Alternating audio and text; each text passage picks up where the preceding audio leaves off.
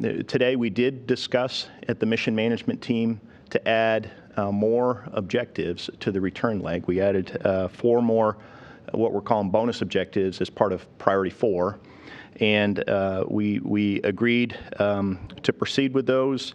There was one action item coming out of today's mission management team, which was to refine the test rationale and identify controls associated with the service module's pressure control assembly valve cycling test that was proposed, and we're going to discuss that at an upcoming mission management team meeting, and we've got several days to do that.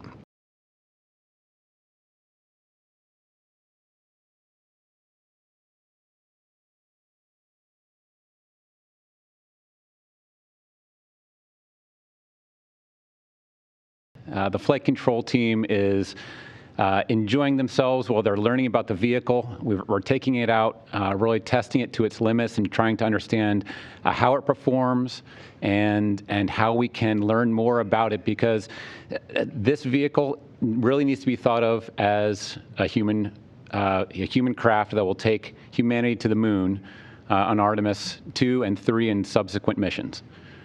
We have seen incredible opportunities and imagery that impress humanity from rovers on Mars like Perseverance, and from the James Webb telescopes, and from the Lunar Reconnaissance Orbiters, and this is not that. Those ones are made for imagery. Those ones are made for geology and sampling. This is a ship that's going to take humans to explore the solar system and cislunar space, and we're just thrilled to be a part of it.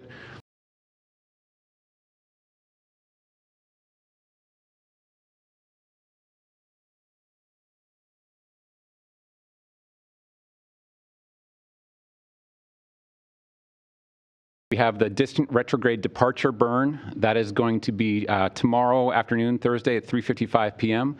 That's a 1 and 45-second burn, and that basically takes us out of the distant retrograde orbit and brings us on a close trajectory to the moon. As we swing by the moon, we're going to do a return-powered flyby.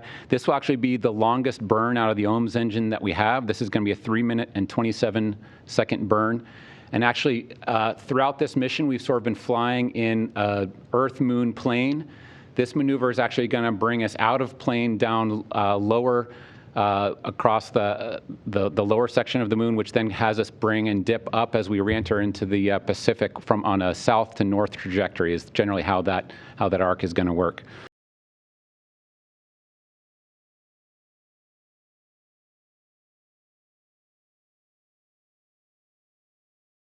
With the extra bandwidth the team has, because we're not working any major issues, we've been able to add several additional flight test objectives to the DRO portion of the mission. So we added 7 and just completed the final 2 additional objectives of the distant retrograde orbit. We just completed those 2 with the burn that Zeb mentioned.